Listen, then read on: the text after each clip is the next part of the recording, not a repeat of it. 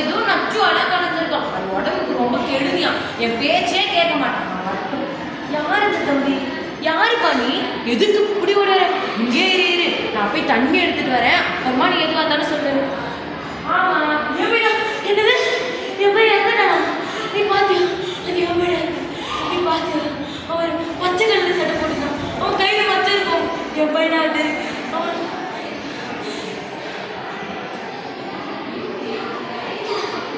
சில நாட்களுக்கு பிறகு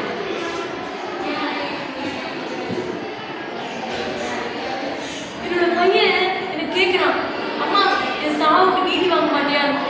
நான் தான் விதவையாச்சு, வீட்டுக்குள்ளே முடங்கி கிடக்குறேன், நான் எப்படி நீதி வாங்க முடியும்? ஆமா, ஏன் விதவனா படிக்கக்கூடாதா? ஒட்டு வைக்கக்கூடாதா? வீட்டுக்குள்ளே இருக்கணுமா? நான் புது சரித்திரத்தை நான் படைக்கிறேன். 5 வருடங்களுக்கு பிறகு எப்படியோ படிச்சு கலெக்டர். நம்ம எதுக்கு படித்தோம்? நம்ம பையனோட சாவுக்கு நீதி வாங்குதானே. அந்த தொழிற்சாலை போய் மூடுறோம். இதுதான் அந்த தொழிற்சாலையா? அம்மா அம்மா நீங்க எவ்வளவு பெரிய ஆளு, நீங்க போய் வந்திருக்கீங்க. அம்மா ஏதோ தொழிற்சாலை மூடுறீங்கன்னு கேள்விப்பட்டேன். அப்படிலாம் அதை பண்றாதீங்கம்மா, இதை நம்பி 1000 தொழிலாளர்கள் வேலை பார்க்குறாங்கம்மா.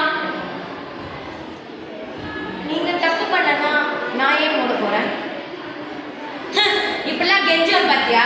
இந்தா எவ்வளவு பணம் வேணுமா வச்சுக்கோ, உன் நாளையில இருக்க ஒரு செங்கலை கூட தர முடியாது. உனக்கு என்ன சாட்சி இருக்குது கூட? சாட்சியா? 5 வருஷத்துக்கு முன்னாடி நடந்ததை நீ மறந்துருக்கலாம், என்னால மறக்க முடியாது. இந்த தொழிற்சாலையிலிருந்து வெளியேற்றப்பட்டிருந்த நச்சுவா என் மகன் சுவாசிச்சு அணுவா இறந்தானே, அதை மறக்க சொல்றியா? இது போதுமே பெரிய சாட்சி.